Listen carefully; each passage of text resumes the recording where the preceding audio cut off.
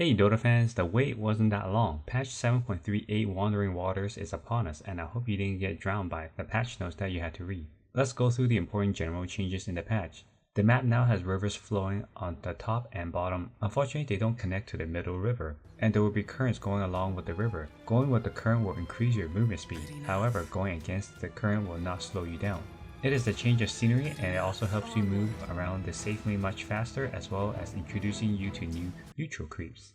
Valve introduced a bunch of new neutral creeps that fits perfectly with the rising water. The tiny one on the left is Polywog, next to Polywog is Boglet, behind Boglet is the Croaker, and next to Croaker is the Ancient Croaker. This new line neutral active spell is sending out tentacles when there are 3 or more enemies. The next line of new neutrals is the Marsh Mage Apprentice, Marsh Mage, and the Ancient Marsh Mage. Their active spell is randomly cast a bubble when an ally's HP drops below 50%. Valve also brought back the Ancient Prowlers. Watch out for the spells, which will trigger when there are enemies within range. Wisdom runes are now gone. Shrines of Wisdom are now present in the game. One on each side from the offlane, players will now be required to stand and claim the shrine to gain the experience rather than picking up a rune. The Lotus Pool also got a makeover. Players will no longer channel to claim the Lotus. They will also have to stand and claim the Lotus Pool for each Lotus. If there are enemies within the Lotus Pool, there will be no claiming on either team. Roshan returns to the river where his former home used to be. This time Roshan will have 2 homes, just like the last major patch. However, this time he will walk from top to bottom, vice versa. Whenever Roshan is moving to the other side of his home, he will grab and toss anyone in his path. Check out this clip from the community.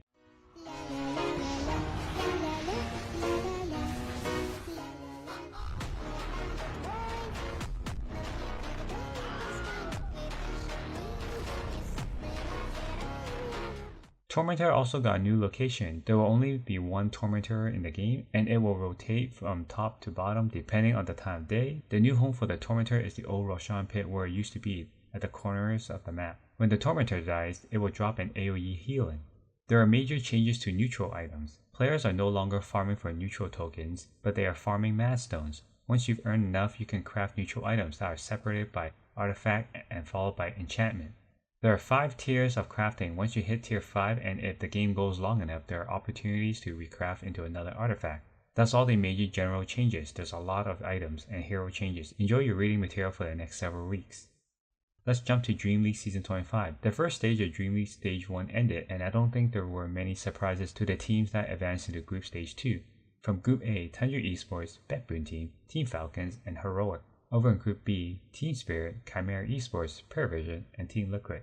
The final 2 days of Group Stage 1 was played on the new patch, and everyone was adjusting to the patch, but nothing jumped out as the expected team still won.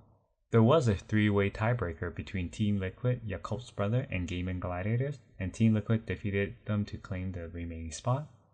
In Group Stage 2, it shifted to a best of 3 series for the 8 teams to see which 4 teams will fight for the title of DreamLeague Season 25. After a couple days of Group Stage 2, Paravision and surprising team Chimera Esports are both 3-0. The flip side sees Heroic and Team Liquid 0-3. Tundra Esports and Team Falcons are in a good spot 2-1, while Team Spirit and Betboom Team are 1-2. There are 4 days remaining for Group Stage 2. A lot can change. A highlight comes from Paravision against Heroic. Paravision wins the final team fight. That sends them to a 3-0 record. Off the damage pretty easily. Surprised that they're not willing to fight this. Maybe they will. They're just playing it safe. Whisper, an attempted kick, but a silence goes off from Whisper, stopping the Tusk from being able to deliver that Aghanims.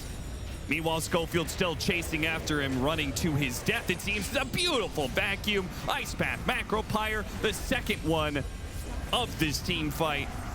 And one that they just pumped the Leshrac through so many spells. He is surviving, but he is not killing. He is not clearing through the illusions. He is not killing the heroes.